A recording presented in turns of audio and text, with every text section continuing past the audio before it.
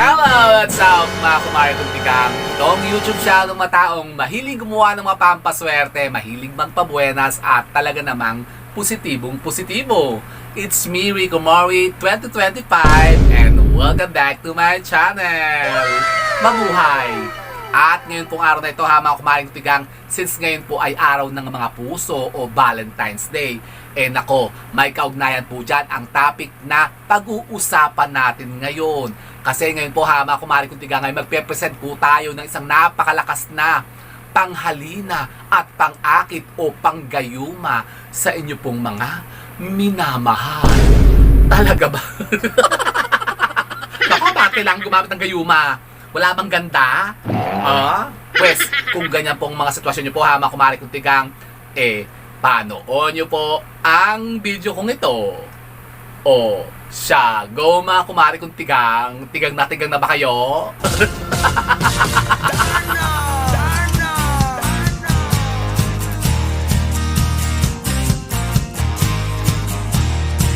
So, ayun na nga po mga kumari kong tigang. Isang mapagpalang araw na po sa inyong lahat. At yun nga po mga kumari kong tigang. Ngayon nga po ay Valentine's Day. So, happy Valentine's Day po sa inyong lahat.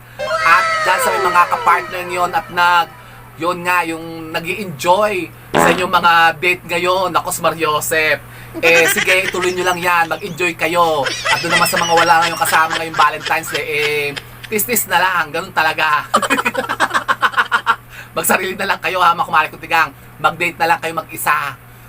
Katulad ko, mga kumari kong tigang, kanina yun ako. Ayun, ako nga po yung nag-ball tour mag-isa. At ako yun lang, kumain lang ako sa labas, sa Boteju. Kumain lang ako ng ano ba yun, ramen. At saka yung grilled pork na di ko maintindihan kung anong lasa nung sa Boteju na yun. Napakamahal. 840 pero ang binayaran ko para sa isang ramen. 500 plus ang isang ramen sa Boteju. Ano yung Boteju? So, sorry, Joseph. At yun na nga po, mga kumari kong tigang. Kung halimbawa kayo po, mga kumari kong tigang, ay nag-iisip pa ng mga pamaraan. Kung halimbawa kayo po may mga napupusuan na inyo pong mga kursunada o mga type. At halimbawa, parang hindi naman kayo yung parang mutual ang feelings para sa inyo. Hindi naman kayo gusto. Leche. Pero maganda ba, mayroong ganyan na kumari kong tigang. Halimbawa, yung kung sino yung gusto nyo, ayaw naman sa inyo. Tapos, kung sino naman yung gusto niya, ayaw naman sa kanya. Parang ganun ha, kumari kong tigang. Parang hindi baga ibinibigay talaga ng tadhana. Parang hindi talagang pinag-paper talaga. Pinagtatagpo pero hindi nakatadhana. Pues, kung ganyan po ang mga sitwasyon nyo po ha, kumari kong tigang. At kung halimbawa talagang meron kayong mga type na type at mga mahal na mahal talaga na magusto nyo pong kumbagay maangkin. Maangkin, maakit ha. Kumbagay mahalinan nyo para kayo po ay magustuhan din nila. Nako, alam nyo po ba mga kumari kong tigang na meron tayo pwede mga gamitin na mga pamamaraan o mga bertud na pwede natin gamitin panggayuma sa kanila. Pero hindi ko po ito minamungkahi mga kumari kong tigang na gumamit po kayo ng mga gayu-gayumang yan ganyan. Kasi mas mainam naman po mga kumari kong tigang na talagang yung kumbaga kung yung magugustuhan ng mga yung mga minamahal po ninyo, mas maganda yung natural talaga. Yung talagang nagustuhan kayo out of love. Love talaga. Hindi yung mga ginamitan nyo ng mga gayu-gayumang yan. Kasi, yun na nga, masama po kasi mga kumari kong tigang yung mga ganyan gumagamit ng gayuma. Pero, since nga ngayon po ay araw ng mga puso at Valentine's Day, ito po, yan po kasi ang ating ipeplex at ibibida ngayon na yan, topic mga kumari kong tigang tungkol po sa gayuma. Ano yan? Kasi yun na nga po mga kumari kong tigang, narinig na po bang pambihirang katangian na taglay na kayanan sa larangan ng pag-akit at paghalina ng inyo pong mga minamahal ng isang napaka-powerful po na bulaklak? Bulaklak na pwede nyo pong gamitin nga pong yun nga, panggayuma para kayo po yung magustuhan ng inyo pong mga crush. Crush? Yun, parang teens? PBB teens? May crush talaga? Opo mga kumari kong tigang. Halimbawa nga, kung ba kayo po'y parang nawawalan na ng pag-asa, parang bakit parang ginawa nyo na po ang lahat. Kayo naman po'y, kumbaga, nanunuyo naman ng talagang todong-todo at parang mahal na mahal nyo naman talaga itong halimbawa itong babae, halimbawa ganyan, o yung lalaki. kayo nagpapa-charming na talaga sa kanya, pero bakit kayo parang hindi nagustuhan? Eh baka naman kasi nga ha, mga kumari kong tigang, kayo po, nasa inyo rin po yung problema. Baka talagang hindi naman kayo talagang gustuhin baga.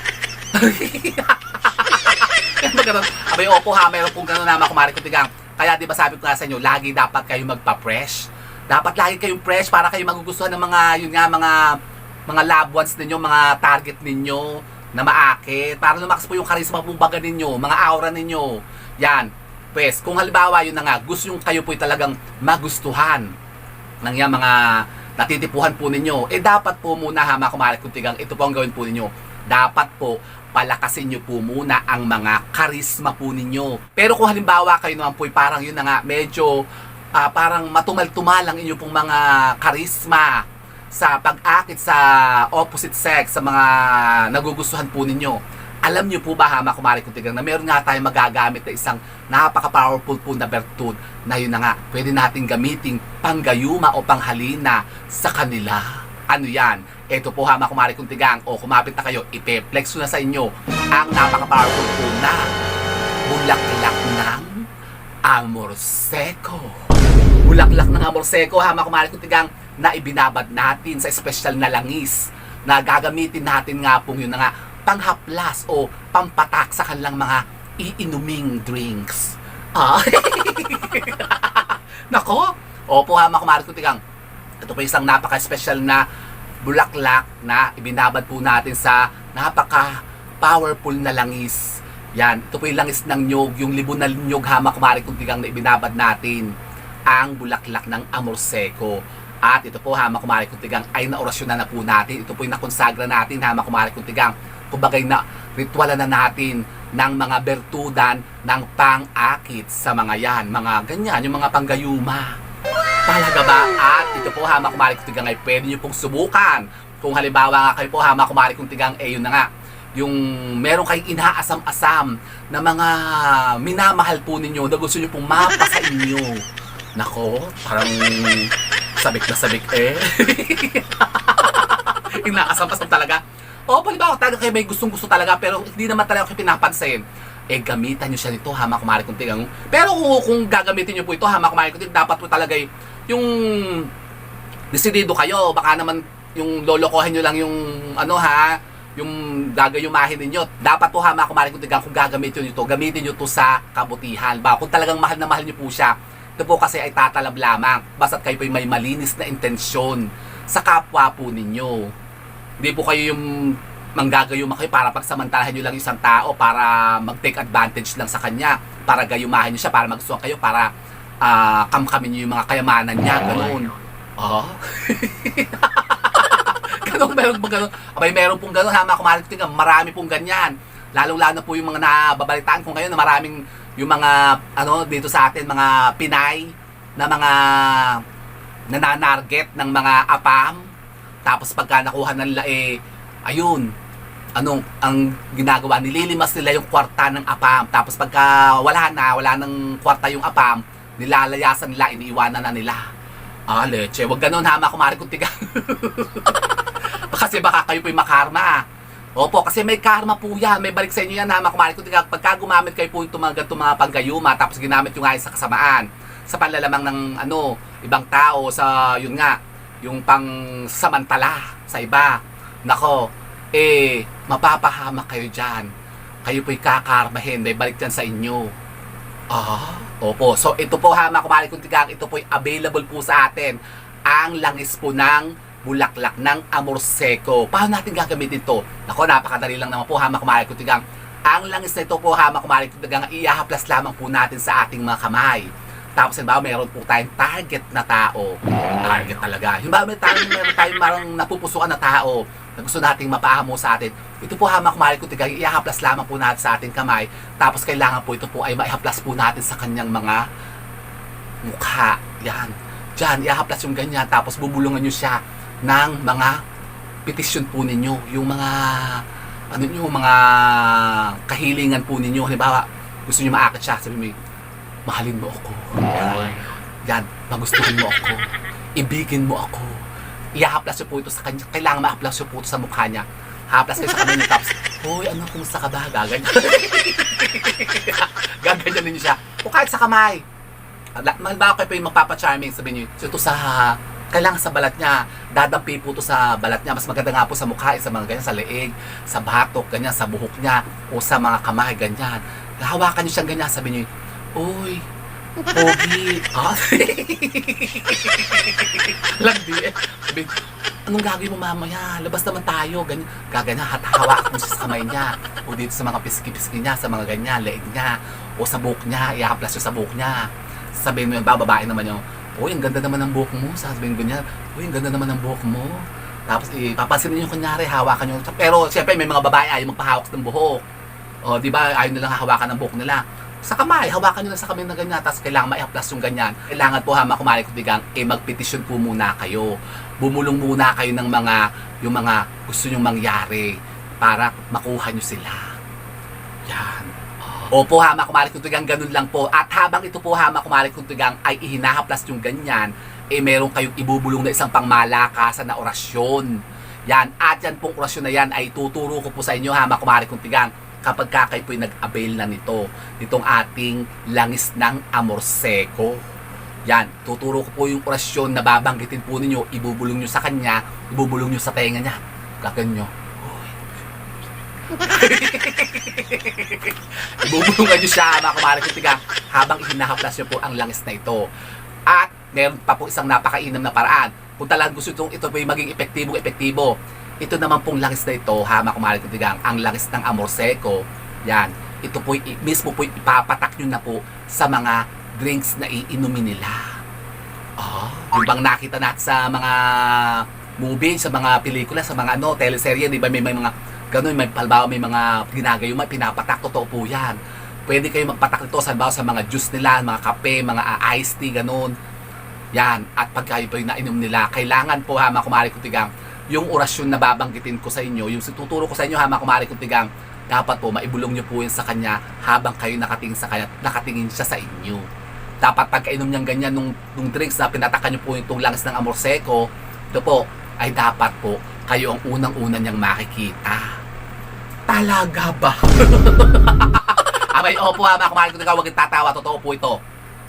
At alam niyo po ba mga kumari kutigang, na meron pang isa bukod po dito sa langis ng amor seko na talagang pong pinaniniwala ng ating mga matatandang mga inuno. Yung bulaklak ng amor seko, napakainam po talagang pampaswerte niyan. At kung halimbawa kayo po kumari kutigang ay may mga negosyo, napaka-epektibo din itong panghalina ng mga tao. Yan, yung bulaklak ng amor seko kasi kumari kutigang napaka-powerful po niya na makaakit nga ng mga tao, yung mga kliyente, mga parokyano, mga customers na yun nga, pwedeng bumuli sa inyo at magbibigay sa inyo ng maraming benta. Kasi tao talagang inaakit dito yung bulaklak ng amor seko.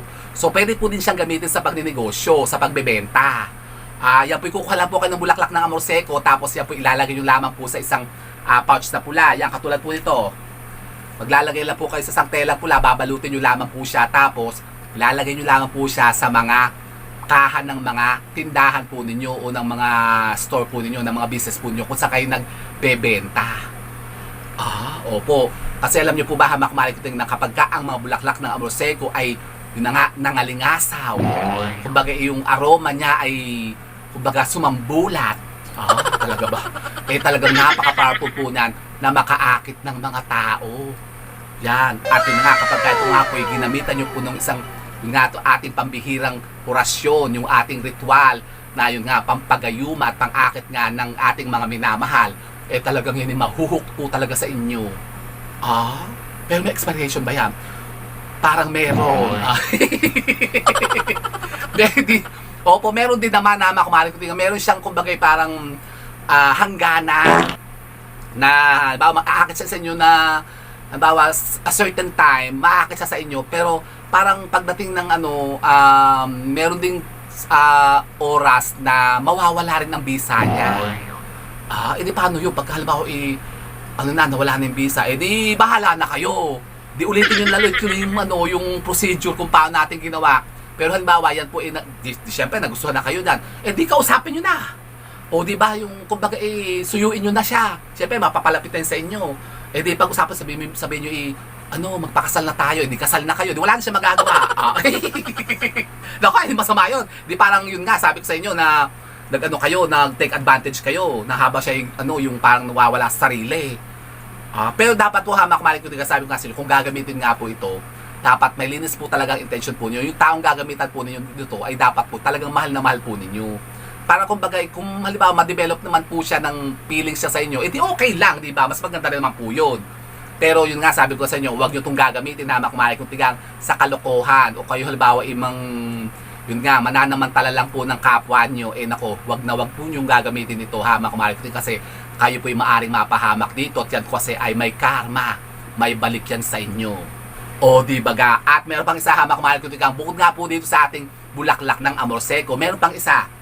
Ito po, napakaganda rin po dito makumalik ito naman po ang ating isa rin po sa talagang pinaniniwala ng ating mga matatandang mga inuno, napakainam din po panggayuma o panghalina ng tao makumalik kapag meron kayo dito kasi ito po yung na-ipeplex na po natin sa mga past videos po natin, pero ito po yung pineplex ko po sa pagnenegosyo.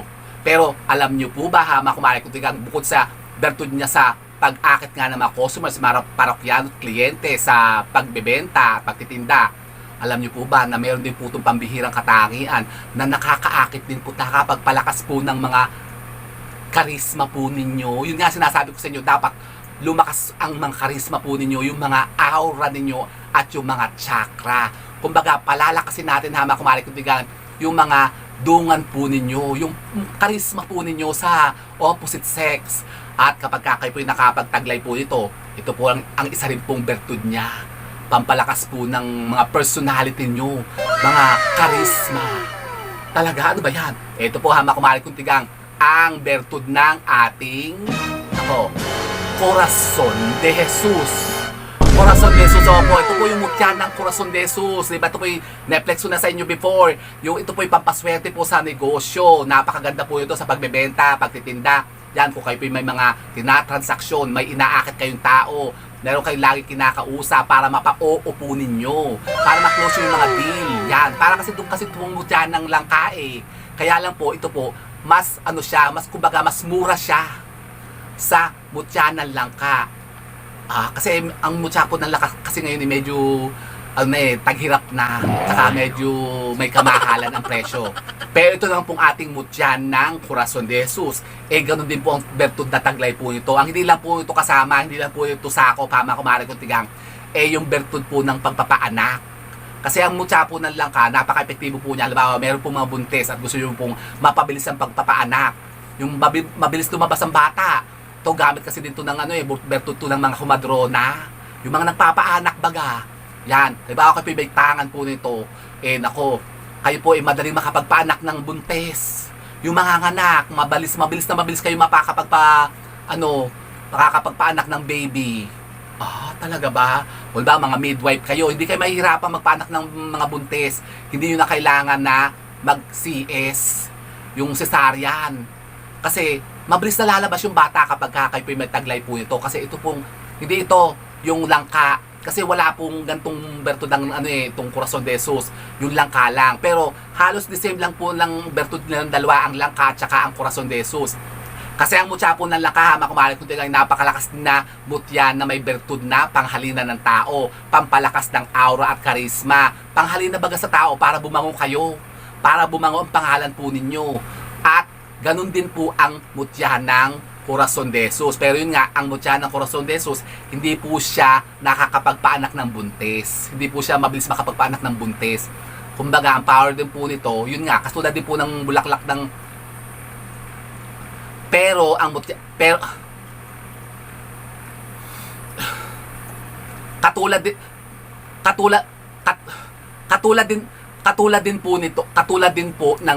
katulad din po ng bertud ng mutya ng Corazon de Jesus. Pero ang hindi lang po niya sako kumari kung tigang yung bertud sa pagpapaanak. Wala siyang ganung power, yung mabilis makapagpaanak ng mga buntis. Yun lang kalang po mayroong bertud na ganun. Pero halos pareho lang naman po sila. Pampalakas ng aura at karisma, pang-akit sa tao. Kapag kayo po nagtaglay po nito ng mga mutya ng Corazon de Jesus, lalakas ang aura at karisma po ninyo para lumakas ang mga sex appeal nyo. Para magustuhan kayo ng tao, o di ba ga? O gusto nyo yun? Aba, ako gusto ko yun, makumari kong tigang. Kaya ito ha, mga kumare kong tigang. Available po ito ngayon ha, mga kumare kong tigang, ang ating mutya ng Corazon de Jesus. Yan, at ito nga pong ating langis ng bulaklak ng Amor Seco. Yan. Sa mga gusto po makaabel po nito ha, mga kumare kong tigang, mag-PM lamang po kayo sa akin ha, mga kumare kong tigang, at kayo po'y padadalhan ko nito. So yun po ha, mga kumare kong tigang, sana po may napulta mga bagong idea at kaalaman tungkol po dito sa ating topic na pinag-usapan ngayon. Di ba ga? And so with that, mga kumare kong tigang, keep safe and God bless. Thank you for watching. And don't forget to subscribe my channel. I know you like it. And don't forget to brush your teeth. Bye mga kumare kong tigang.